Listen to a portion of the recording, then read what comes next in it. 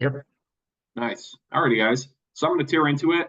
Interesting thing, I look at the attendees in the list today. We have people ranging from like, I'm thinking to getting into the snow industry all the way up to, on the registrant list anyway. We got multiple people in here north of 15 million. There's some 20 million. There's at least one $20 million company attendee in the thing.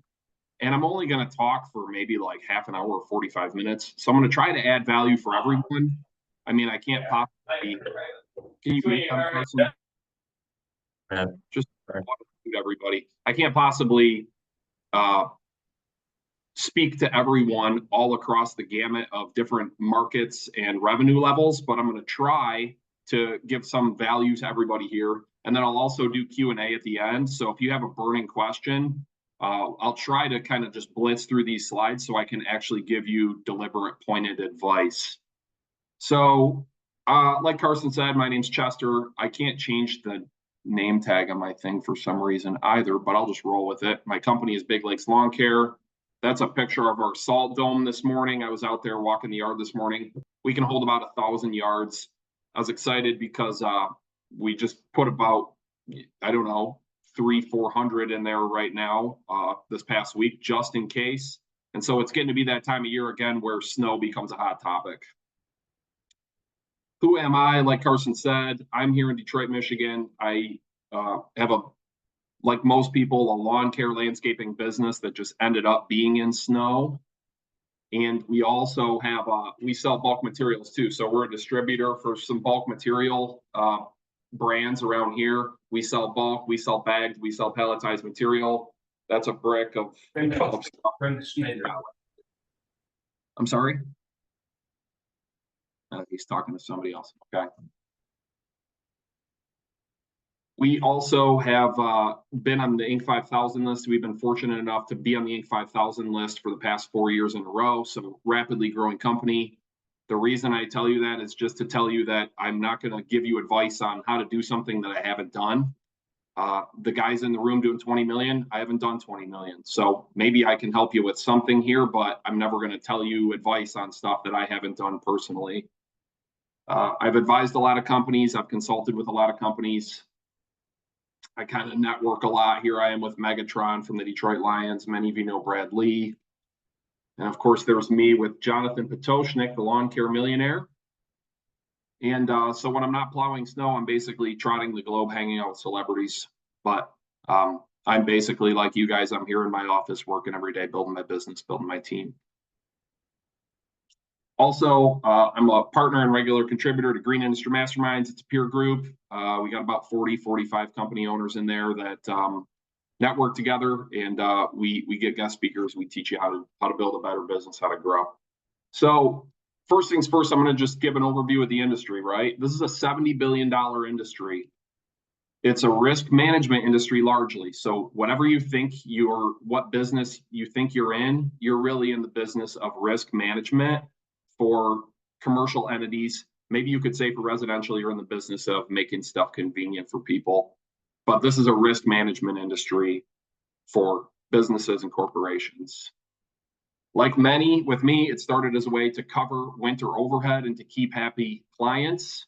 There's commercial clients we had that wanted us to do stuff in the winter for them too. And now it's become a business all of its own. Okay. Contract types. I was looking around on forums, and this seems to be a hot burning topic. So I'm going to blitz through briefly the contract types and then how we prioritize which contract types we're going after. So there's per push plus salting.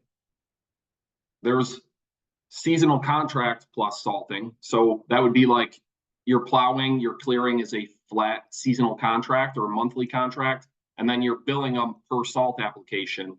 So let's say it's $1,000 a month to plow your parking lot, unlimited pushes, and it's $200 every time we salt your parking lot. That to me is the sweet spot. That is the ideal. I could expand on why, but I'm just going to say it. I think that's the ideal structure.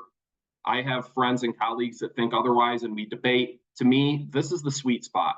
You have guaranteed money with your seasonal. You have per instance money with your salt. So in a really, really bad winter, if you had all seasonal plus saltings, really bad, really heavy winter, you're making money every time you salt that parking lot. In a really light winter, your seasonals are covering you. Okay.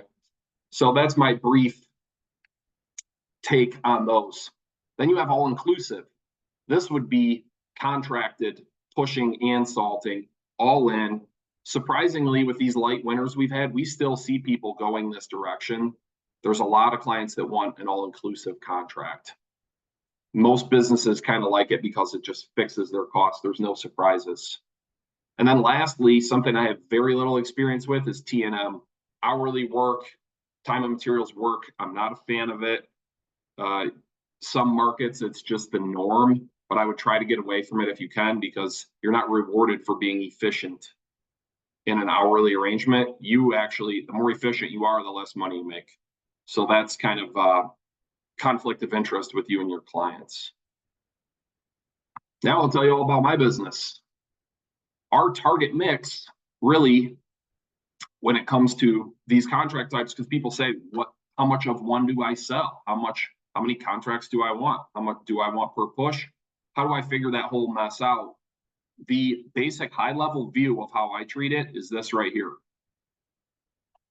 Your company has overhead it has to cover every month in the winter, whether it snows or not, right? You've got rent, you've got truck payments, you may have some salaries, you've got your phone bill, your internet, yada, yada. You have overhead, right? So what we try to do basically when we're in our selling season is, if our overhead is 100 grand a month, let's say, at minimum, we want 100 grand a month in contracts. Now, let me back up and tell you, for the bigger guys in the room, snow is about 25% of my revenue. 20%, depends on the weather, somewhere in the low 20s. We'll probably do about 2 million in snow this year. So it's not our focal point. I have friends in Toronto who it's 60% of their revenue. They need to dig a little deeper into these decisions I'm talking about here. For us, though, when it's a quarter or a fifth of our business, the way we math it and figure out our sales targets is we say, okay, we have 100 grand a month in overhead. We want 100 grand a month in contracts. Then if it doesn't snow and nothing at all happens, we're breaking even, right? Which is decent. Then when we're salting, we're making super high margin. And then in my world, per push and salting is icing on the cake. All right. Very simple, high level view. I know we could dig into it much deeper, but I don't have a ton of time. But in my market, that's our general strategy. Cover our overhead with contracts. Everything else is icing on the cake. Then you can start to split down your gross margin on a per push event and how much gross margin you're actually generating, which will then cover the cost of fulfilling your seasonals.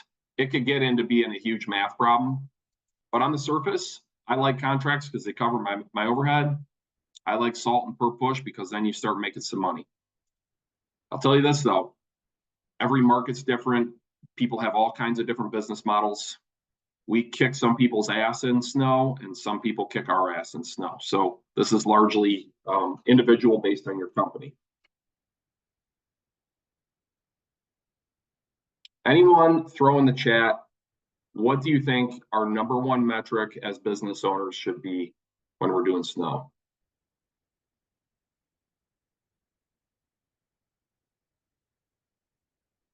What is the number one priority for us from a metric standpoint for plowing snow? Anybody got a guess? Type it in the chat. Quiet group. There's 50 people in here. No guess is a dumb guess. Liability, safety. Boom. Miria nailed it. Anthony nailed it. Our number one metric, Eric, yeah, I wish. It used to be profit. Safety leads to profit. Michael is correct as well. Reduce slips and falls. Our number one metric at my company is safety, and it should be that way for you too. This industry, like I mentioned in the beginning, is risk management. And if you're pricing this stuff properly, which I'll get into, it is just so dang profitable. It is such a profitable endeavor to run a good snow business. It'll make you so much dang money that you don't even need to worry about hurrying people or skimping on material usage or rushing. You feel in a rush sometimes because it's a pretty white knuckle experience when you're managing a snowstorm, but you really just need to preach safety because the amount of injury or damage that could happen in this industry is massive. And if somebody gets hurt at your company, it's really, really bad news. And if somebody gets hurt at one of your sites, it's really bad news. I'm okay with like driving a loader into a parked car, right? Or all the other stuff, that we break when we're doing snow, unfortunately. Not saying that's good, but and that's a safety incident, don't get me wrong, but I'm not even worried about the money as much as I'm worried about the risk of liability of really somebody getting hurt. It can really crush your company to have a bad incident. And so it's already super profitable. You're printing cash out there when it's snowing, when you're salting, when you're plowing. If you just prioritize safety as your metric and play the long game, you will crush it in the snow industry. You have to prioritize safety. So I'll get off my soapbox on that one, but just keep it in mind. Next thing I'll talk about here is our organizational structure at my company. This is how a $2 million plus or minus snow org chart looks for us. Okay. This is how we have it laid out. I highly recommend to you, the big people in the group already know it. The smaller people don't have that many people on their team yet, so it's not as much of a priority. But once you get, if I'm talking total company size here, because I'm really passionate about the whole business, we're bigger in the summer than we are in the winter. If we talk about your company, once it starts getting $1.5 million, $2 million, $3 million, $4 million, this tool here, your org chart, is a fundamental business tool. If I lay awake in bed at night and think about my business and where we're headed, a lot of times I'm thinking about our org chart. So I encourage you, when you have two people, it's not as big of a deal. But as you start to get into I'd say 2 million plus gross revenue business, you really want to get this thing on a sheet of paper and understand who does what and who reports to who. One fundamental point about an org chart is that everybody has one boss. Okay. I don't care if your company has 50 people. Everybody has one boss. That allows it to not be insanity mode. The companies that the owner hates it, it's because the owner's the boss and he has 50 people who are asking him questions all day. So it's your responsibility as the owner to put a structure in place. And in this example, if you look at the screen, if an area manager calls dispatch and starts asking him questions repeatedly, he's going to say, hey, talk to the operations manager. That's your boss. Operations is the boss of the area managers. Okay. If a salt truck driver down at the bottom, it says salt. The salter starts asking the operations guy a bunch of questions. It's the same thing. Talk to your area manager, please. I'd love to help you, but your area manager is in play so that you can get your questions answered. This is the fundamental build out of a real business where the owner is not stuck answering everybody's questions every second of the day. Okay. So this is how, and fun fact, our org chart in the winter is different than the summer. To me, that's a fair play. You can do that. People go into different roles in the winter months of your business, and it's okay for people to move around. You just need to be clear who does what. So for us, we have area managers based on geography. That area manager may have, now this bottom row here, an area manager might have 6 plow trucks and two salters, right? Or 4 sidewalk crews and 2 plow trucks. That's just, I'm not showing you the whole bottom build out of the chart. That's the general idea. But basically an area manager has a bundle of sites, approximately 25 to 35 sites under their command, and they are responsible for checking every site and overseeing operations in that geographic zone. Okay. So that's how we have it laid out. The area managers report to operations. The operations person's in a truck. They're probably not plowing.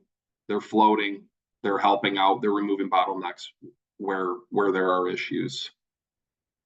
I'm looking at the chat. I got a question here that's relevant. Are your area managers operators as well, or just monitoring sites? Great question. So our area managers typically have a plow. They have a plow truck, but and they'll jump in maybe. Okay, there's a crew lagging in one part of their region. They'll run in, push some snow, blow open some travel lanes, push the guys along, and then they'll move on to the next one. They're floating around. They're like dancing through that zone and just helping people out where they can, right? Bringing guys a pizza, fueling up a load, or they got a drag up tank in the back of their truck. They got a plow. Occasionally they'll have a salter or de-icing truck, but usually they got like a light duty plow truck and they're just flying around. Good question. Now I'm going to talk briefly about bidding and estimating. You take a picture of this, do whatever you want. And this org chart evolved over the years, right? So you might have just an operations guy and all the plow driver, all the people under it. That's how we were for years. It'd be dispatch, operations, and then all the drivers. Area manager is a new thing for us.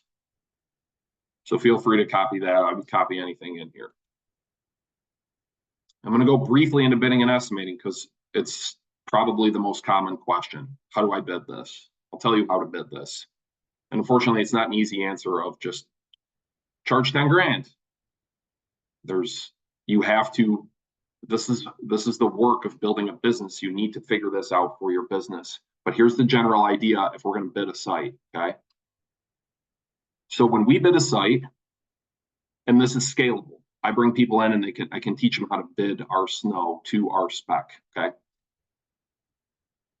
The first thing is to know the square footages of the different types of machinery or work that's going to be on a site. So you got to measure it. You can use findlotsize.com, throw in the chat. I recommend that to everybody, so maybe they should start paying me, but findlotsize.com is cool. We use Service Autopilot for our CRM for all our snow. You can measure in there, and a lot of people using LMN. Whatever, you got to figure out a way to measure this stuff. So what you're going to do is you're going to go through the site and measure it all. Okay, here's the areas that are get done with a plow truck. It's 68,000 square feet. Here's shovel area. It's 4,200 square feet. Here's the machine area. Here's where we're going to stick a loader, right? That area is 4 acres. You got to break that whole site down. And if it's a little single family or single building commercial, it's like, the parking lot's 30,000 square feet and the walkway is 1,200 square feet. Get those numbers. And I'm telling you, we have a $2 million snow business. This is how we bid, okay? Next, you need to know the production rate. So in our world, a shoveler can maybe do 1,000 to 1,500 square feet per hour. We're playing with snow raiders. I'm also a huge fan of the multi-force, the Toro multi-force, because we mow a ton of grass. We're a huge mowing company. The Toro multi-force is a super versatile. It's a badass unit. Now, if you're in a market that gets a foot of snow all the time, maybe not going to cut it for you. But for us, these 2, 3, 4 inch events, Toro multi-force is awesome for sidewalks. And that would be measured into this thing too, by the way. So don't just go copy my production rates, but this is an idea for you, okay? 1,000 to 1,500 square feet for a shoveler, that's per hour. 2,000 to 3,000 square feet per hour for a snowblower. Somewhere between 20,000 and 80,000 square feet per hour for a plow truck with a V-blade.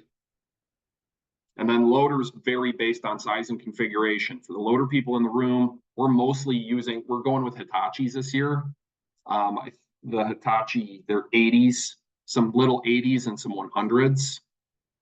I'll tell you the model number right now, actually, just so you can check it out.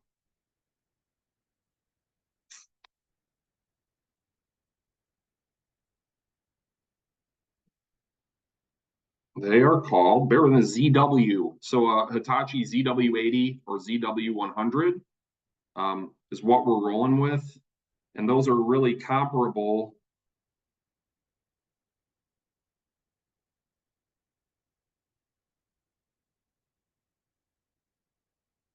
I don't speak loader talk too deeply. It's a compact loader. It's close to like a Deere, like a 244. So that's what we're running is these Hitachis. We're running Arctic sectionals, LD13s. It's a 12-foot wide sectional for most of our sites. We have some monsters that we put some big stuff on, but that LD13 Arctic sectional is badass. You can cover about 115,000 square feet per hour with a loader with a push box.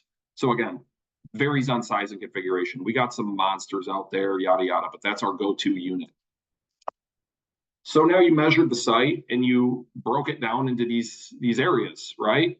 Now you just need to know your hourly rate. I'm basically a fan right now of doing cost-based estimating. So you got to find all your costs, and then you can start to do a little math here. So if you know that your hourly cost, you would do cost plus. So your hourly cost to operate a plow truck with a driver in it, let's say it's $90 an hour. And you would figure that by, I can tell you right now, an F-350 is about $12 an hour. Then you got your driver in there, he's $30 an hour. Then you got your workers' comp and your FICA and your SUTA and all that stuff. So maybe now he's 30, now he's probably 20% more. You build that whole thing up to find out how much does it cost you, and then you put your profit on top of it. So in this example, let's say that my shoveler, we're going to charge $100 an hour for a shoveler. And let's say the site is got 3,000 square feet of shoveling, and for some reason we can't snow blow it. 3,000 square feet is about 2 hours, 2.5 hours here. You see how I did that with the shoveler production rate? If I'm $100 an hour, now I know it's $200 to shovel that site. I took this all and I put it into a Excel sheet. I'm maybe willing to share that with people. I do share it with people that are in green industry masterminds. So I built this all in where you just put in your square footages and boom, it spits you out pricing. But this is how you build out a pricing model. You don't just go on Facebook and ask, hey, how much should I charge, right? And I get it in the beginning, you don't know how much to charge, but you have to figure it out. You have to be an independent thinker and figure it out for yourself. You can't just ask somebody on Facebook in Oklahoma what you should charge in Toledo and expect that you're going to grow a successful business. You need to roll up your sleeves and figure this stuff out. But that is the concept for how you would do this, okay? And now with the bigger groups in the room, I strongly encourage you to build this out into a calculator. If you're small, go on YouTube and learn how to use Excel and build this thing out. But for the bigger people in the room, if you dummy proof this and standardize it with some sheets and some factors in there, right? A 10% cost additional factor for bad pavement, a 10% additional factor for it's on a busy street. You start to build those variables into the calculator, you can very quickly train more salespeople to go sell for you, which is how we do it. And then the last thing on there, as it says, do the math. Okay, I'm going to read the chat really quick, get up to speed here. Kyle Wright, do you have production rates for your snow raiders? Maybe. I'll find out for you. And I will let you know. User, how can we connect for the Excel sheet? This is our biggest issue, is putting together our pricing. If you get with me, by the way, guys, I'll give you my contact info after this. I can help you with that and show you some formulas for how to whip this into an Excel sheet. I think because there was a bunch of Michiganians in my room, it's a little risky for me to just share my calculator with everybody because I made it for us. But I'll happily jump on a call with you. Maybe I'll take my template and remove my rates, my prices, and just give you the calculator. Judy, since I pay most of my full-time people a salary during the winter and I'm essentially paying them to be available, I think I also have to charge my customer for being available. How do you account for that part of the equation? Great question. You can obviously charge accordingly, right? Like you can charge a seasonal contract or a monthly cost. We also have really high tolerance sites like hospitals, emergency room areas, distribution centers, where we charge to just go do a site check like every day at midnight. And we charge extra for that. And that's something where then if you have your guys doing that, it's a value add. You can pay the guys to do it and you can pass the cost down to your customer. I think that's one option. You can also go there in the daytime, fill the salt buckets by their doors. You can straighten up all your snow stakes. You can blow off the pavement. You can kind of get them onto a service plan, depending on your market, where they're paying you to just come check the property every so often. We also keep a lot of our guys on full time, and we don't say in our literature to our customer, like, hey, we pay all our guys all winter. Will you help us pay them? Because they don't really care. We just engineer our whole financials in a way where we make enough money that we can afford to pay the guys.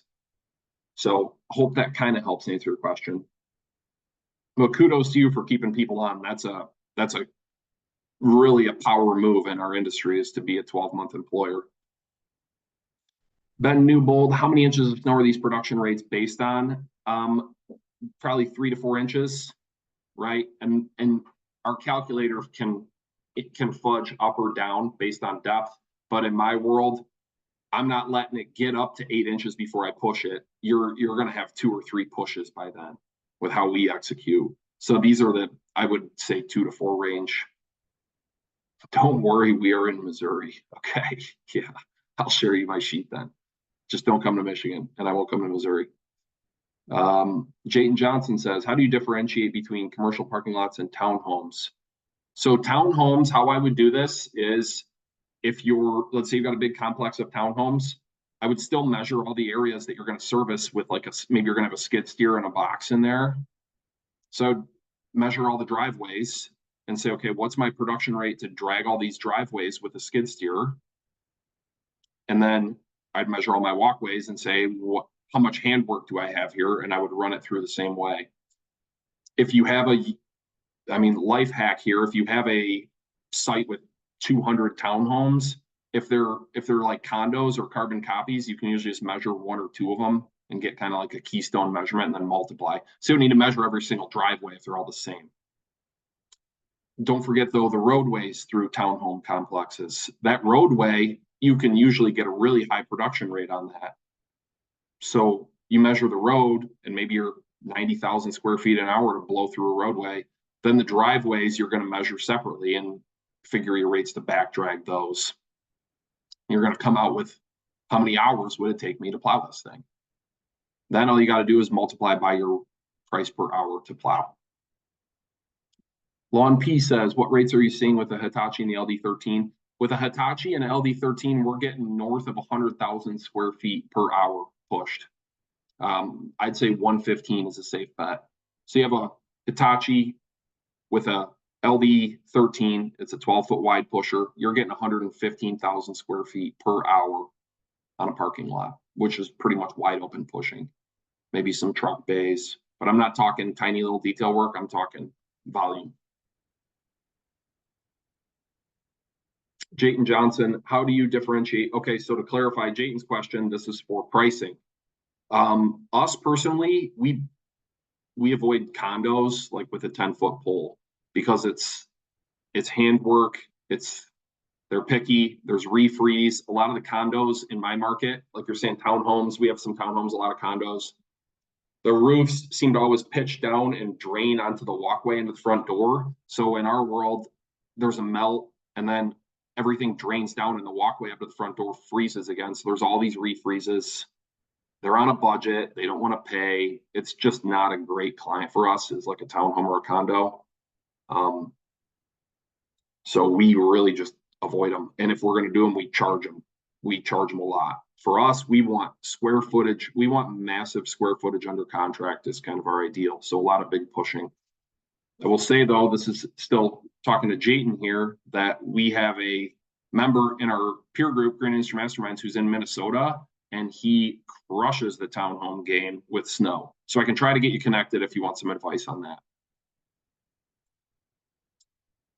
Fonseca, Fonseca, I'm not sure how to say her name. How do we price salt spreading?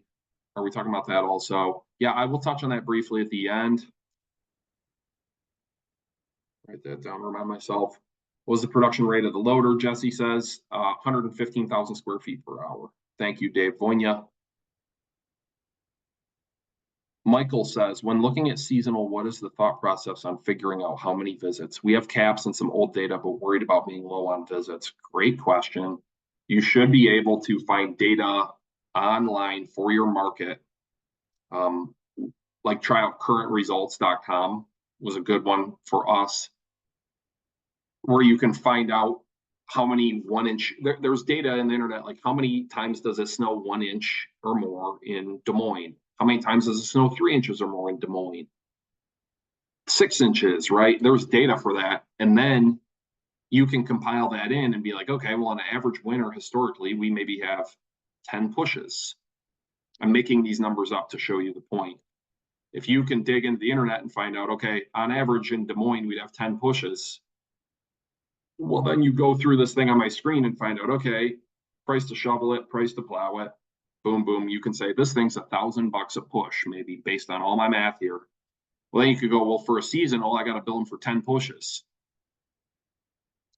Okay, so that'd be $10,000 for the season. That's how we math it. We have some cushion in there, like some cover our butts, in case we have an insane winter. We have some caps on those seasonals. So ours will say the average snowfall in our market is 43 inches per winter. This seasonal package will cover you up to 52. So we'll give you an extra 10 inches of coverage per year. At that point in time, we're going to call you. So we have language in our contract that if it's an insane winter, we're not going to get screwed on our seasonals. Kyle Wright, are you going to touch on what target GPM you shoot for snow? Absolutely. You should be 50% plus gross profit margin for snow. I'll clarify. You take your revenue minus fuel, labor, materials, subcontractors, truck trailers and equipment repairs, mechanic, perishable tools, snow shovels, snow blowers,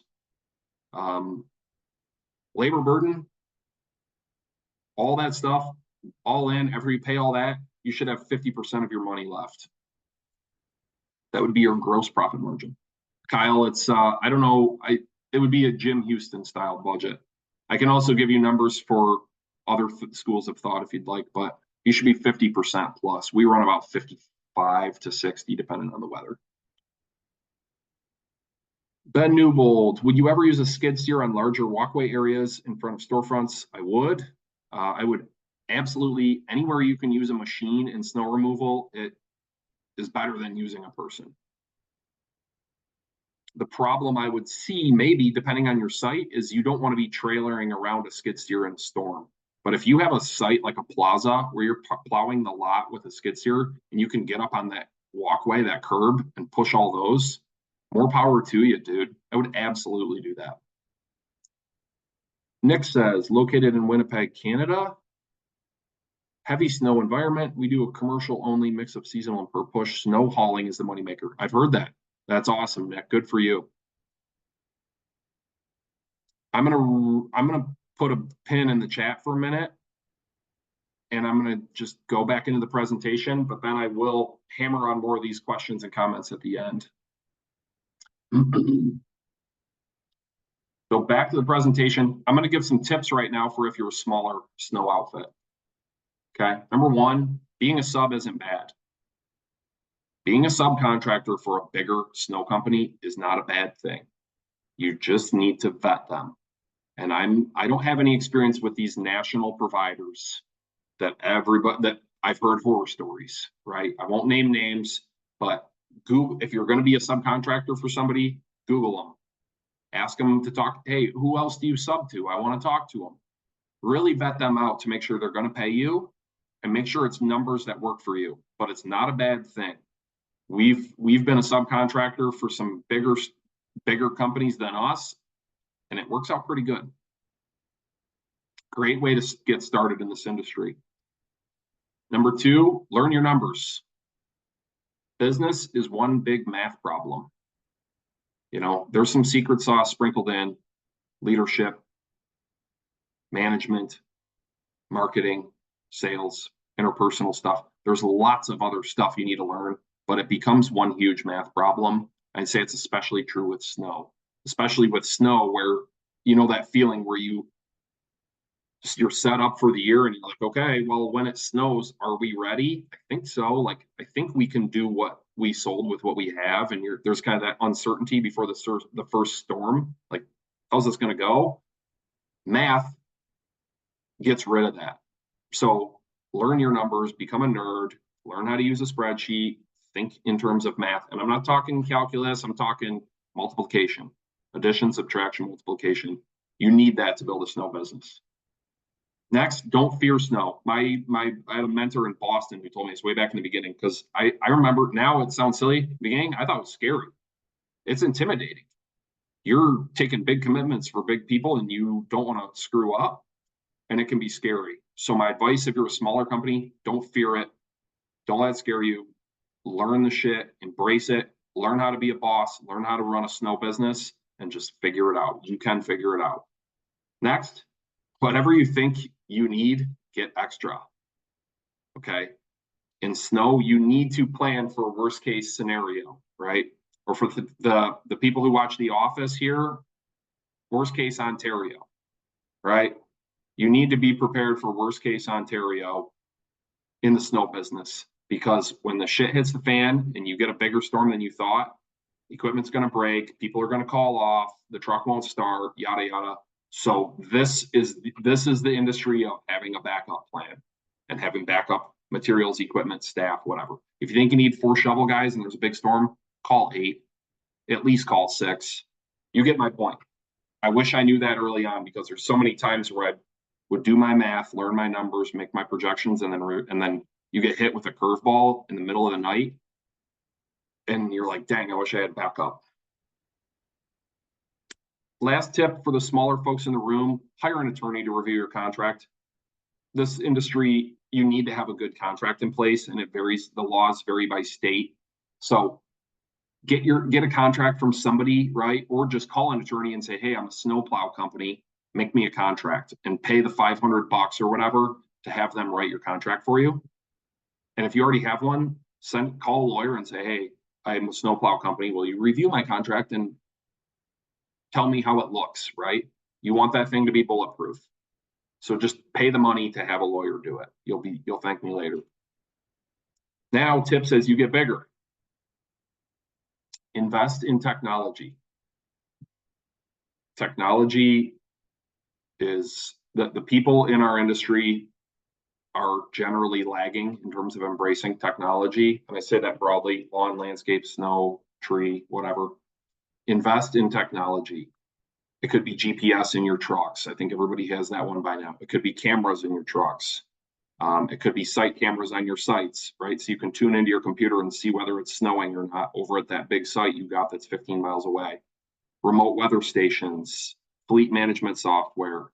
I mean, God forbid you're running a snow business without a CRM of some kind, Aspire, Service Autopilot, LMN. Invest in technology and continue to invest in technology and make it a part of your company. Next tip is invest in your people. You shouldn't be the only one who's getting to go to conferences or go to SIMA or see all these cool things. Send your people to that stuff. Invest in them, train them, build them. Pour money, time, and energy into building the people at your company. Consider a full-time year-round snow person. We are just kind of dabbling with this now, where we have a guy at our company who's kind of like always working on snow, right? Our snow season begins on April 1st when it ends, right? In terms of getting everything kind of refigured out and laid out. So as you get bigger, and now maybe if you're in the room and you're in Canada and you're 50% of your business is snow, you're probably like, yeah, I knew that already. But this is kind of a forward-thinking idea for people who are landscapers that also do snow. Is if you put somebody on your team as you get bigger who they're just the snow person all year, it can really help you be ahead of the game once the season comes around. Curveball: being a sub isn't bad when you're big either. At least in my opinion. We're a subcontractor still for some bigger companies, and it's awesome. They figure it out, they make the connection, they sell the job, they form the relationship. We just go plow snow. And so while it's not a big percentage of our business, we're a subcontractor, and I like it. I mean, they got sites right next to mine.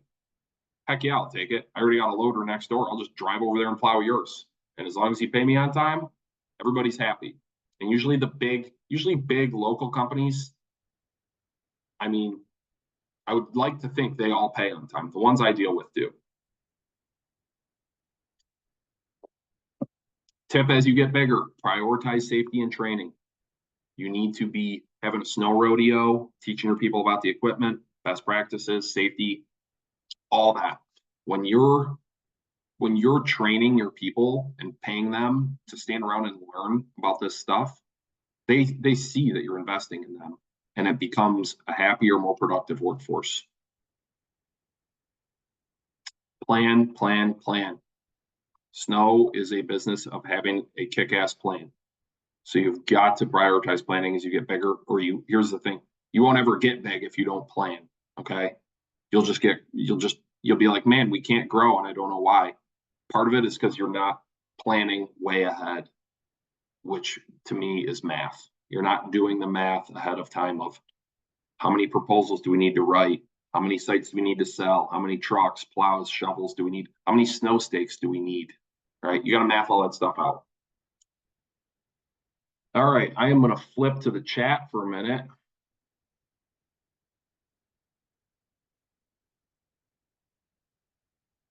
Brendan says, I would greatly appreciate your opportunity to reference the pricing calculator sheet in OKC. Just getting started. It's been difficult to know whether our pricing is even in the ballpark. Yes, I will help you out. Brendan, my advice to you, though, would be find out what your other competitors are charging. Look at some stuff in your market if you can. I know it's not like it just falls on your lap, but you can start to talk to people and kind of get a feel for what are people charging in my market. You know, bid a site and the property manager goes, oh, you didn't get it. Be like, oh, wow, were we high? Were we low? Like, where'd we stack up? Right. It's you can start to figure out what other people are charging. Because if you charge in OKC what I'm charging in Michigan, it's not going to work. You're just going to be way overpriced, or you're going to be way underpriced and go out of business. Like you cannot copy people's pricing, but in your market, you can start to get a feel for it and then do what I showed you in the presentation, which is figure out your costs and then build your pricing with the profit on top. Use that compared to what people in your market are charging, and you start to triangulate in on like, what do I need to charge? But I'm happy to help you. Cat Lewis says, will you share the measuring site again? I absolutely will. I will message it to you right now, Cat. And Cat also says, do you only do contracts or do you any on demand? Snow sometimes. Yeah, no, sorry. It's all good. Us too. Cat says, do you only do contracts or do you do any on demand? Our market has snow sometimes and not sometimes. Yeah, my market's that way too. We've had 7 pushes in the past 2 years or 3 years, which is pretty terrible for us. So yes, Carson, are we going to record this? Yeah, it's being recorded right now. Okay, Kat, I covered all that earlier in the session. We'll send you the recording. You can watch it and figure it out. And also, I'm happy to get on a call if you need help. Dave Voynia, what are you charging after the cap is met? We are going back to per push after the cap is met. So your seasonal contract is good for 52 inches in any amount. It could be 52 inches all at once, God forbid, or it could be 2 inches, 26 times. It could be any way that seasonal total comes up to 52. At that point, your contract goes back to a per push price. We don't do per inch. For us, we do just a per push regardless of depth. Anthony Scafidi says, do you separate fixed overhead cost per labor hour for winter versus summer? We do. Yeah, great question. That's a elevated question. So yeah, we figure out our winter overhead and then we capture it in our per hour price on plowing, shoveling, salting. In addition to trying to just cover it all with that contract, like I talked about. Don says, are you using any ATV blade blower units for larger sidewalks? I do not. I have never gotten into the ATV game. We use the Toro Multiforce. That's a pretty good unit. It's a mower in the summer and a plow in the winter. We're also dabbling with snow raiders this year. I think Dave Voynia on the call might have some experience with ATVs, so maybe he can chime in or you can talk to him afterward. People in my market do it. We just never got into it. Cam, how do you train people to plow snow before the snow falls? Great question. We get people in plow trucks. We drive around and pretend like we're plowing parking lots. I mean, you can drop a plow onto a parking lot and drive around with it when there's no snow on the parking lot. You can totally show them how to do that. We also try to have situations where during storms, we have a guy in the passenger seat kind of learning how to plow so that next year or later that season, he can start plowing on his own. It's a tough thing to train for though, but we it's a lot of classroom type training, and then we'll go out and drop a plow and drive around and push it and see how it feels. I have heard of people pushing like sand or mulch in a parking lot in the past, and I think that's a cool idea. We've never done it.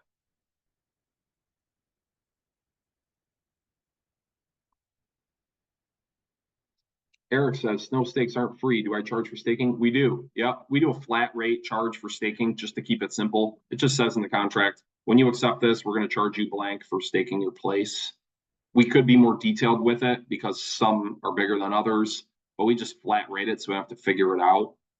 And it went from just a losing cost to us to now we actually make a ton of money plowing or staking sites. Great question.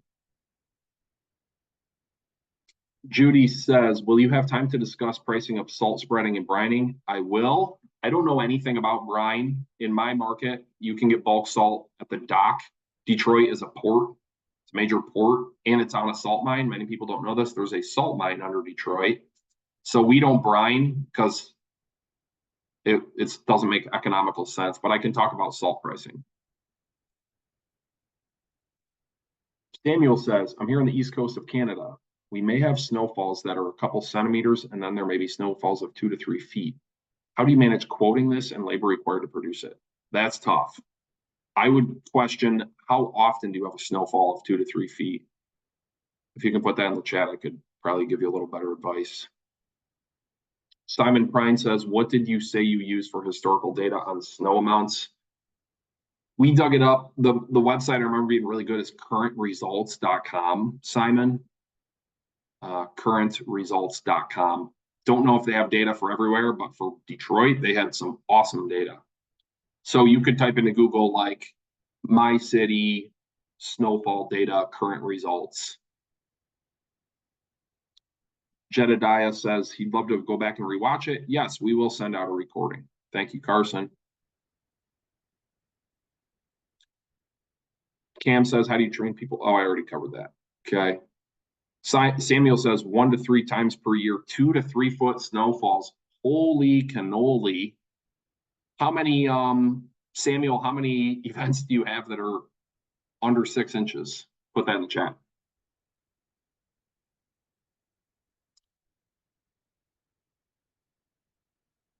User VSI, yeah, they're in Maple Grove. They're a brine.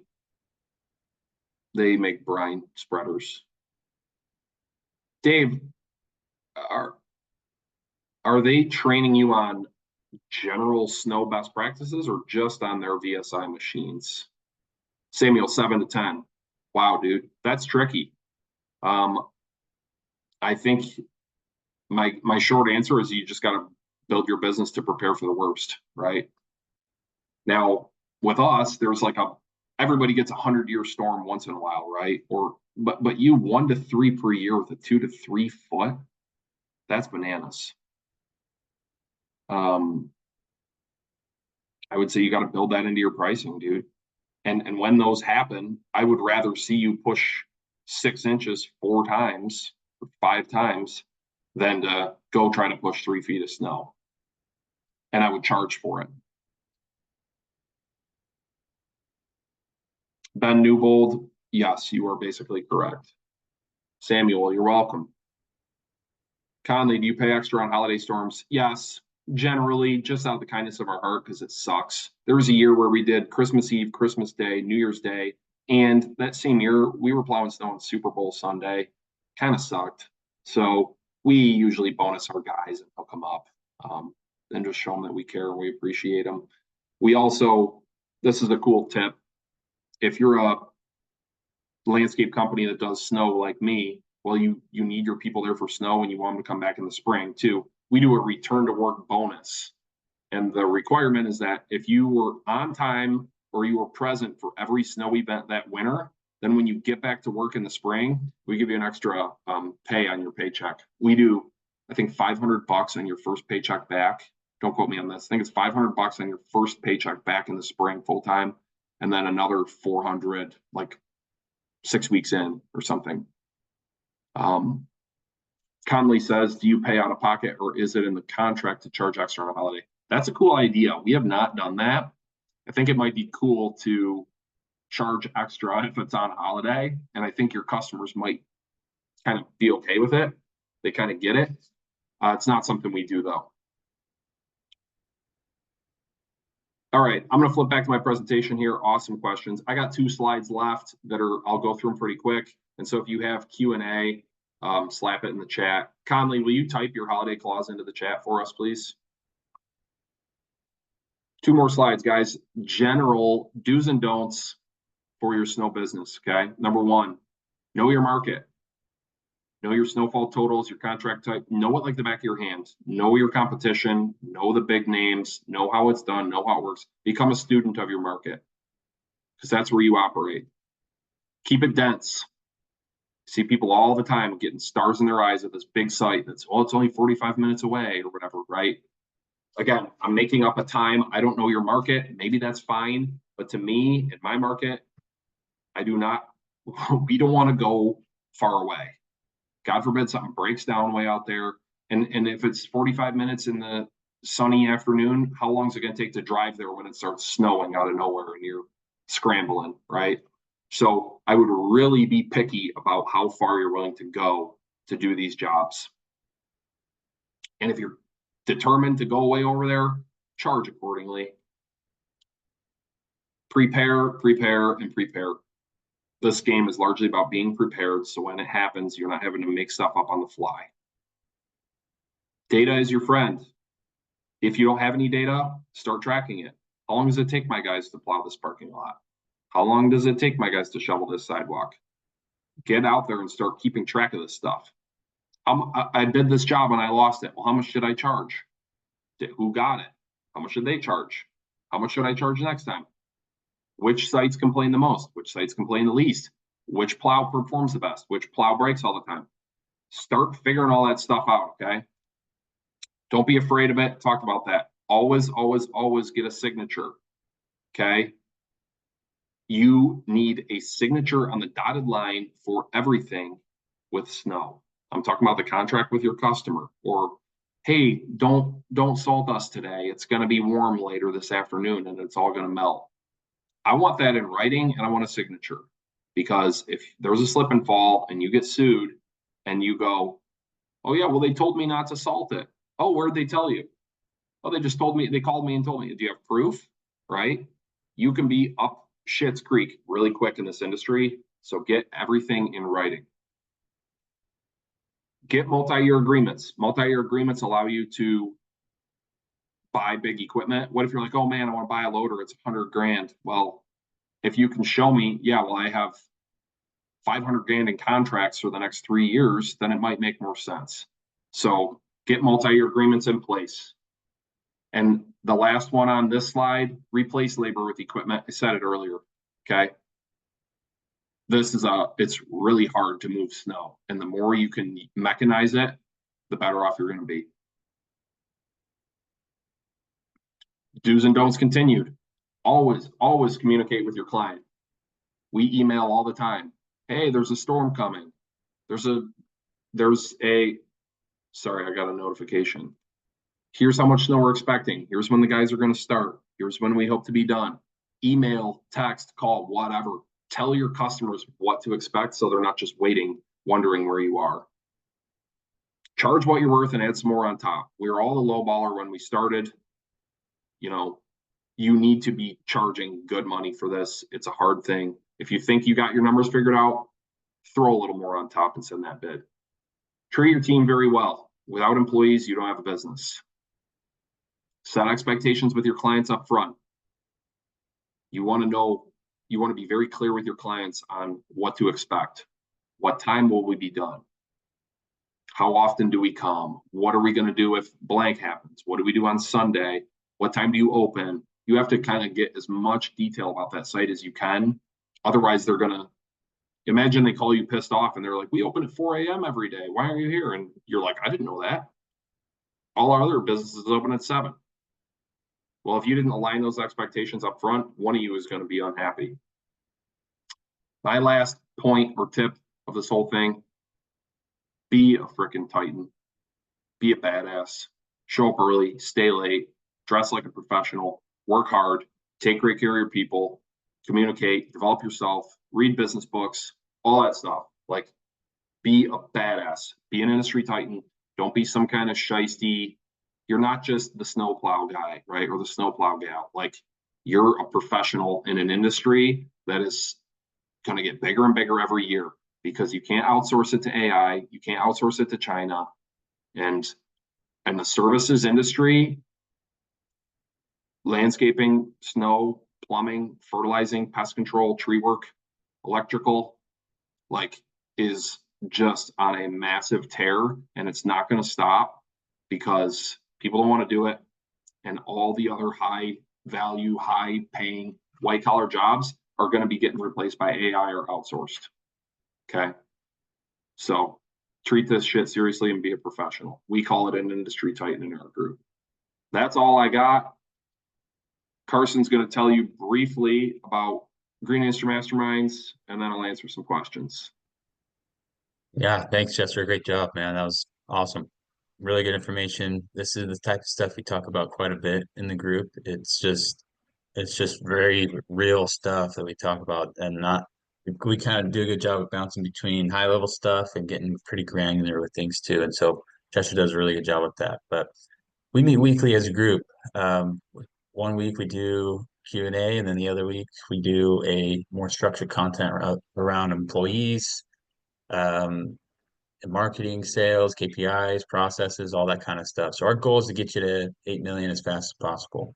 We've typically found it's where you can hire a general manager, get some time off, spend time with family, invest in other ventures, that kind of stuff. And so if you enjoyed this meeting, we do meetings similar, and we have an app that houses all of our content and all that kind of stuff. But our goal is to get you to 8 million as fast as possible. And when you join, we'll do a deep dive with you. So me and Chester will meet with you individually for an hour, and we'll build out a pretty cool roadmap, go over SWOT analysis with you. But we have a few members in the group who are in this meeting today, and we love having them in there. So it's been a great group so far, a lot of great networking. So if you're interested, send me a message, a personal message here. We don't want to make this big pitch to you, but yeah, we're excited you guys all are able to make it. I'll send out a recording here soon too. But if you're interested in joining the group, just let me know, and we'll get you in there. Hey Carson, can Chester, I I did jump have in one. for a second? Oh yeah, go ahead. But not at all to try to you know, roll that into a sales pitch or anything. I am a member of the Green Industry Masterminds group, and if anybody did enjoy this call, all of the calls are very similar to this. We had our Q&A yesterday. We typically try to keep those around 45 minutes to an hour. Luckily, Chester was able to stick around and chat. We went on for about 2 hours total. And that's just something that he's just answering questions. We kind of group chat the whole thing. We, working through some problems for some people. It's not just a lesson every time. There's conversations with people across the states, the nation. We've got people in Canada. They're all pitching in ideas. It's a huge benefit to have a group like this. And as a member for about a year now, I have no plans on leaving or anything. We do get-togethers where we meet in person, and it's a hell of a time. Good group of guys. Carson and Chester are two very genuine people that want to help. This is not a money grab for them. I can speak firmly on that one because I've been in groups where it is, and the vibe is totally off in those ones. This is the right place to be. So that's my 2 cents. Well, Conley, thank you very much. Appreciate it. Man, thanks, Conley. That was cool. Thank you. Um, Appreciate that. And Chester, you did have somebody asking about the salt spreading, pricing on salt spreading. Yep. Did you cover that already? I can't remember. No, I didn't. It's on my list to do. So Kyle had a question in here, and I sort of typed up a response. Kyle, you got my cell number. If you want to stress test how you're doing this, just call me. I'll go through it again with you. But that's basically how it's done. Salt. Okay. Salt is kind of the way it's done in my market is a little tricky and a little unusual. But basically, what you want to do is figure out your price per ton. and then figure out your tons per application, and then come up with your per application price. We don't like usually doing like a per ton price for people, and I don't like having to track and measure. Oh, we put down 1.4 tons, right? And then once you have 100, 200 sites and you're salting every day, like I personally am not a fan of trying to keep track of how many tons we spread at any given moment. Having said that, we do it for a couple of really big sites where sometimes we just got to go. We're not always salting the whole place. Sometimes we'll go throw a couple tons down to hit some areas that refroze or whatever. But generally, I like saying it's $250 to salt your facility, right? And how often I do it is up to me. It's not up to the customer. And it's not about how much I put down. It's about your property is never slippery. That's basically how we do it. Now, how much is my price per ton? Again, I'd like to go cost based in the beginning and figure out the cost of my truck, my spreader, the salt, my driver, my overhead, and boil it down to a per ton price. But I can also tell you that in most markets, the most profitable thing we do is spread salt. And so once you come up with that per ton price that you mathed, you might find out you can still charge way more. So salt, you should be charging as much as you can ethically charge. That's my general take on it. I'm also not a fan of making up, well, it takes telling people that, because this happens a lot in my market, is like it would take 2 tons to salt their lot, and people just say, oh, it's 4 tons to salt your lot, and we're $100 a ton, and it's like that person's lying to you. We don't play that game. We tell people how, like, the price for the lot based on how much material it's actually going to take them. And now, having said all that, just to give you a quick litmus test, in my world, and I don't build my pricing this way, but just so you can check yourself a little bit, it's at least 4 times the cost of the material is what you can be charging. A lot of times more like 6 times the cost of the material. So for simple math, if you're and this is my market, if you're paying $100 a ton to get the stuff, you could be putting it down for 400, and that should cover the cost of your truck, your equipment, your people, yada yada. Don't overlook the fact, a lot of people do this in the beginning. They say, oh, my truck's already paid for, or my salter's already paid for, so I don't have to charge for that. Well, every time you drive that truck, it's wearing out, and you're going to have to buy a new one. So you should be charging for the cost of your truck, even if you own it, because you're going to need that money to replace it because you're wearing it out when you use it. So ballpark, again, don't copy my numbers, but ballpark, an F350, it's probably depreciating at about $12 per hour. So if you go do a site for an hour, it's at least $12 just for the truck to exist. That's not fuel. That's just wear and tear on your truck. It's depreciating by $12 an hour.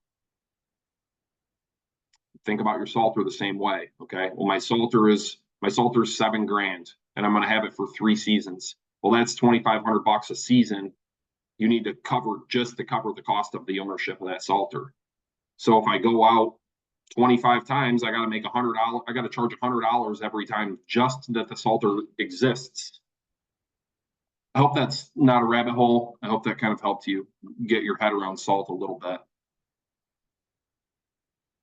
And after you've done it a while, you get an idea of what everybody else is charging, and you know what you need to charge and what you can charge. But salt's one of those things where you charge as much as you can charge for it. That's your responsibility, because what you're doing, the thing I didn't talk about in pricing is the risk, the responsibility, the liability, the waking up at 2 a.m. on Christmas morning to go salt a freaking Dunkin' Donuts so that people can go get their coffee. All that stuff that you have to do, you should be charging for that too.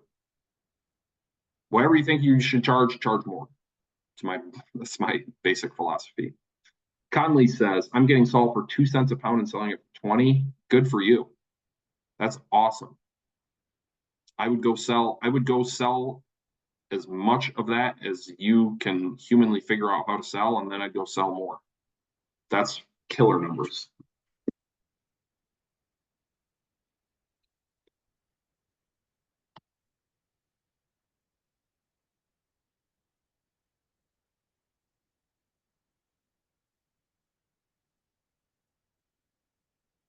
All right.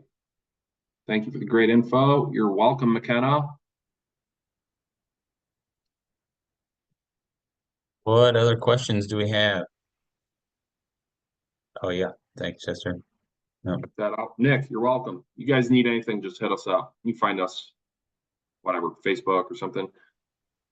Storm documentation. Good question. Eric Lloyd asks, what about storm documentation? We struggle with frivolous insurance reserves. For us, it's photographs of every job site. The crew is trained. You show up, you take pictures before, you take pictures after. It's GPS data, and the photos are time stamped, by the way. So I can go back and say, yeah, here's a picture of your parking lot at 4:02 in the morning on January 23rd, 2021. Like, we have all that in our CRM. That's where I said technology, right? Documentation with GPS. So yeah, here's a ping from our GPS of our truck at your parking lot at 4:02, and it left at 4:48. That's all housed with our GPS records. And then we also have the documentation with emails. Like, we'll email everybody and say, hey, there's a storm coming in. We're expecting to roll out at 3 a.m. FYI. We'll have everybody done by 12 p.m. or whatever. We send out emails like that, like blast bulk emails to our client list in big storms.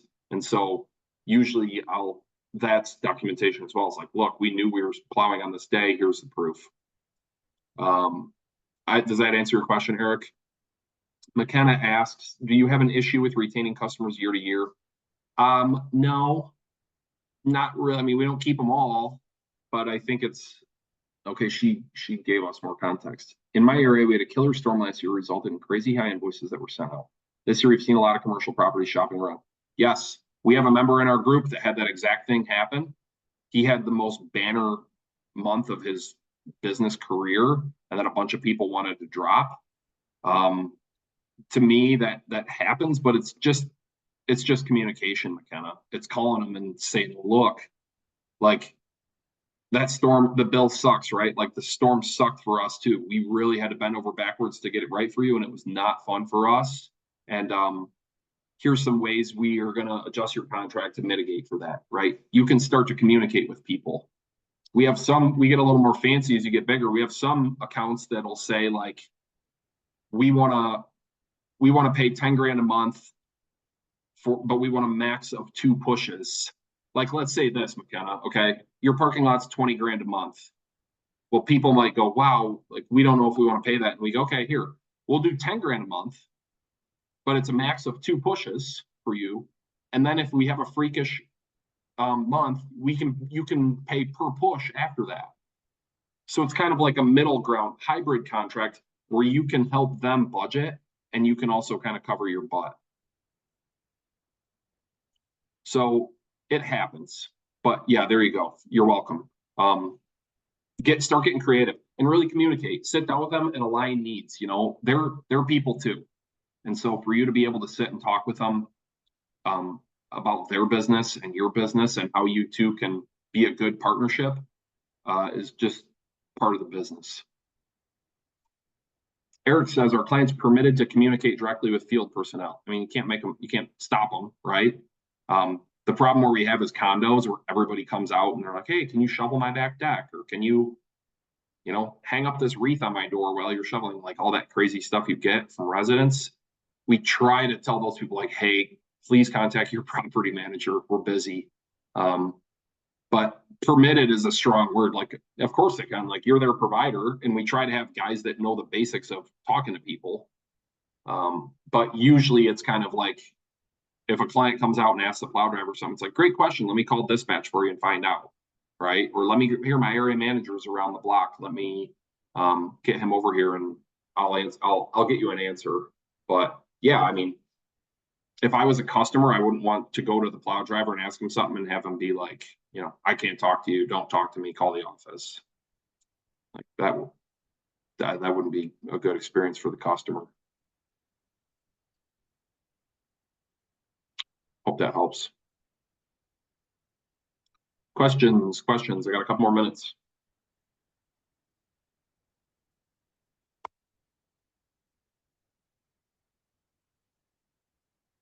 We had one in the chat, Chester. Are clients permitted to communicate directly with personnel? That's what I was just talking about. Oh, you were, sorry, I missed that. You're good. Yeah, I know you're Yeah. cleaning up the chat.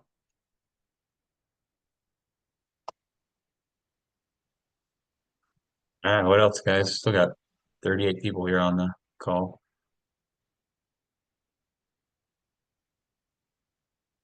Boys and girls, we are going to kick some ass this winter. Alan, Anthony, Ben, Brennan, CT, Caleb Nguyen's in here. Chris Hagan, Conley, the man, Kurt's work phone. Great info. I've done snow for 12 years and got some killer pointers. Thank you. Awesome. You're welcome. How do we get in touch with your pricing sheet? Do you charge for snow staking? Oh yeah, sorry, I saw that one come up again. Yes, we do charge for, and Jesse was asking for snow staking pricing. Jesse, I'm not going to tell you my price. I'm going to tell you it's not very much, but it's enough. So Michael asks, do you charge for snow stake installation? Michael, yes, we do. I strongly recommend it. But for us, just to simplify things, it's not a line item on the estimate. So our estimate will say this: here's if you want all inclusive, here's per push, here's seasonal, and here's a per salt price. You must take salt. We will not take you if we can't salt your parking lot, because we're not going to deal with the liability of that. That's my market. So we roll. That's the estimate. Down in the fine print, it says blah, blah, blah. You have to do this. You have to do that. Terms and conditions, right? And then it says in there, it's not hidden, but it's just cleaner. It says in there, when you accept this contract, we will come stake your property with markers and it will be billed a flat rate of blank. So to answer your question, yes, we charge for it, but it's flat rate. So whether it's a McDonald's or a frickin' distribution center, we just charge them a flat rate because it's easier. You probably could be more detailed with it, but for us, it's like we never used to charge for it. We just lose money every fall. Now we charge for every site, and it's like wham, we're making some money.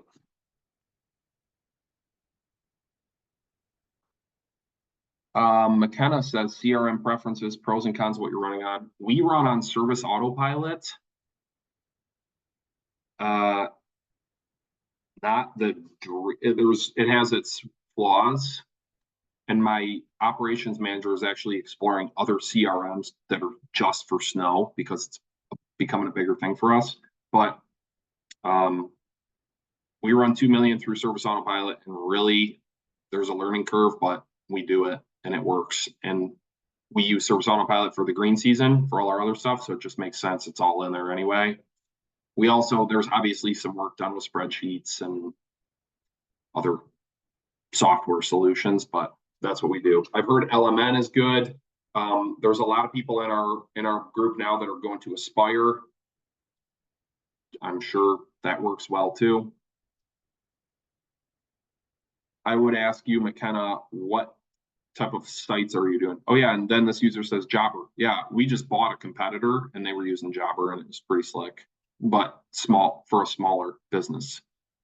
McKenna, can you tell us what kind of, like, what market are you in and what kind of sites you do? And tell us this, what market are you in and what all services do you offer in all 12 months?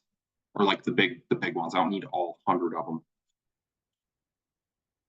Brian Soldavilla says, how do you deal with indemnification on your contracts in your market? In Massachusetts, we are forced to indemnify our clients of all liability. That sucks. In ours, we are indemnified in ours. The client will indemnify and hold harmless. Big Lakes Lawn Care. It's really an insurance question, though. I would just, if it's the norm in your market, and I know some big dogs in Massachusetts that do a lot of snow, I would maybe get a mentor there and ask them, and then call an attorney and say, like, hey, what gives? How should we structure our business, knowing that we have to indemnify our clients? So I'd ask a big company in your area who's willing to be cool with you, or a big company somewhere not in your market but in Massachusetts. I'd ask an attorney and I'd ask an insurance agent. Hope that helps, Brian. Anthony asks, do you think snow contracts are mostly signed at this time of year, or is it worth to continue vetting customers? Question one, do you think snow contracts are mostly signed this year? They're not for us. It's crazy. We're We got lots of availability, and we're still doing biz dev and we're booking. I hear people that are like, we're fully booked already in other markets, and I'm like, damn, must be nice. If I was fully booked right now, I'd be buying trucks and plows and growing and selling more. I wouldn't just say I'm booked. I'd say, hey, I'm going to grow my business and I'm going to book more. So I don't like that approach necessarily. I wouldn't be proud of being booked. I'm proud to be the company that it's 11 p.m. and it's starting to snow, and somebody who made a mistake or one of their employees made a mistake calls and we're like, hell yeah, we'll put you on our route. That's how we roll. Uh, we're always taking work. So, but to answer, I kind of get the essence of your question though. No, we're usually not fully booked until mid-November, I'd say maybe. I don't really know because we're always just kind of adding, we're kind of adding and growing based on what the market wants. But this year has been slow. I will say that. We have a lot of capacity. It's kind of weird. But yes, I'd continue going after business all day long, dude. Like in Michigan right now, it's 65 degrees. It was 80 the other day. So people aren't thinking about it yet. Anthony also asks, do you recommend contacting national management firms to sub for? And if so, do you have any you'd recommend? I do not. I've never worked with a national provider, so I can't say. But you could try it and see. They're notoriously slow payers and they're notoriously really freaking cheap. But that's not my firsthand experience. That's just what I hear all the time. Is that your big names are just crazy. But that's mostly just people griping on forums. I really don't know. So try and call them and see. Who knows? Worth a check. Frank says, awesome information. I'm interested in talking more. Cool, Frank. Thank you. McKenna, do you have subs that also use your essay? Yes, we do, McKenna. We put this essay on their phone. We dispatch the work right to them. They take the pictures in Service Autopilot. They mark it complete. Boom, boom. We have record of it right there on our end in our office. Who does your contracts? Jesse. Yeah, I like, yeah, lawyers, basically. I mean, I figured out in the back in the day and kind of like got a rough outline. And then we have a lawyer review it every year. Hayden asks, do you find it just takes time and growth to build route density, or have you ever turned down work in hopes of finding more people around the same neighborhoods? Currently solo operator, and I have to drive a minimum of 5 minutes between almost every account. Hayden, are you doing residential? McKenna, we're both residential and commercial. We also run on Service Autopilot in Des Moines, mowing, chemicals, snow, and landscape. Nice, very cool. There's so much talk in the world about like switching CRMs. And for me, I'm like, I can easily see a path to 30 million in revenue with what we have. And it's such a huge project to switch CRMs, especially once you're really in with one. Your business kind of revolves around it in a lot of ways. And I could also name 10 other things that we need to fix in our company that would take priority over migrating to a whole new CRM. So for me, it's just like a complaint sometimes, like, oh, Service Autopilot doesn't do this. And I'm like, well, if we switch to LMN, I'm sure there's a bunch of crap it doesn't do that we didn't know that, and it would suck to find that out. So my answer, there's no perfect solution. I'm kind of the type of mindset where you pick a CRM, you commit to it, you run with it, and you make it work. And Service Autopilot is that for us right now. I mean, if you're going to another CRM, depending on the size of your company, it's probably a year. It's a huge lift and a huge project to migrate to CRMs.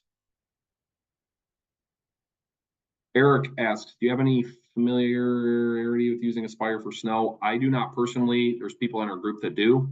One of them was on this call, but he dropped off. He's in our peer group and he runs Aspire for his snow. I also have a couple of friends that run snow through Aspire. So Eric, if you message us, we could probably get you in touch with somebody. Oh, Carson already answered that. Carson already handled that one completely. Chris Egan asks, we always want to have full routes, but still have room to take on new clients throughout the season, but don't want to be overextended for snow plowing time into our clients. Yeah, that's cool, Chris. We do the same thing. We leave a little opening of capacity, and then those last minute people that come in at the 11th hour, we'll take you. It's going to cost you, but we'll take you. Conley says snow NSA is hard until you figure it out. Then it actually works really well, surprisingly well. I agree, Conley. Yeah, I agree. Now, my operations manager, my dispatcher, like I alluded to, he went to SIMA this year, the big symposium, and got turned on to another CRM that's just for snow. And he's toying with the idea of flipping just to that CRM for our 4 or 5 month snow season, and then migrating, just flipping back, just like turning it on every winter. And that's all it's designed for. It only does snow. So I could get an update from him on that project, but it's not happening this year. I can tell you that it's too late in the game to be doing something that nutty. Chris asks, do many of you lease loaders for bigger clients? We do. Yeah, we lease a lot of loaders. We stick them on sites. Sometimes we'll have the client like cover the cost. Like we'll charge it and say, hey, like you got a dedicated loader on site and you're paying for it. Sometimes we just bid it in such a way that it covers the cost of the loader. I'm a big proponent of that strategy. Loaders, the ability of a loader or skid, as Conley says, to move snow is just remarkable compared to a plow truck. A loader is insanely productive.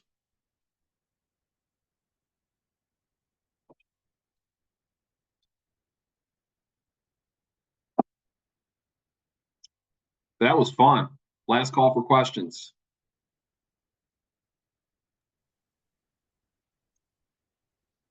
If you guys want to get a hold of us, I'm happy to talk business. It's what I'm most passionate about, and I just talk about it all day long. So if anybody wants to talk to us, hit us up. We'd love to talk to you. Yes, user, can we get your contact? Carson, will you put in the chat? Yeah, what do you want me to put in there? Like what Um, contact? My email or something? Or yeah, put like the GIM email. We'll go through that, and then I can also get on a call with you. You know, if you email us into Green Industry Masterminds, I'll give you a call. One of us will give you a call. Just email us what you're looking for. We'll just call you and talk through it with you. I talk to people all day long. I'll just put my number in there too. And Yeah, just yeah. reach out Put to one me. of our cells in there, and then people can hit us up. Just don't call me at midnight. Once your phone number's on the internet, you never know. Yeah, no prank calls, please. Or if you're just bored plowing snow at 2 a.m., Carson lives in Arizona, so don't call him because he's probably not plowing. Well, it'll only be 11 p.m. So for me, That's snowplow true. too. That's true. Yeah, hit us up, guys. We'd love to hear from you. I'll give you any advice I can. We've got members in the group right now and outside the group that are in the process of buying businesses. Jedediah asks, I missed your answer. Yes, we are going to post, we'll email the recording out to everybody who is here. Yeah, we got people in the group that are buying companies, merging companies, growing. People that are putting general managers in place, they don't have to work as much. We do all kinds of stuff with business. It's our favorite thing to talk about. So that's what we do. Hey, well, don't forget to join our group here. I put a couple links up there, but if you're wanting to peek inside it too, you'll see a link to book on our website. But, yeah, I appreciate everybody showing up here. Yep. You guys rock. Have an awesome day. Thank you, Conley. Thank you, Carson. Thank you, Anthony. Everybody. Have an awesome day. Let's go kick ass. All And right. yes, Conley says let's go bench some weights. I agree. Let's go get after it. Thanks, Maddie. All right. See you, everybody. Okay. Later. Have a great day.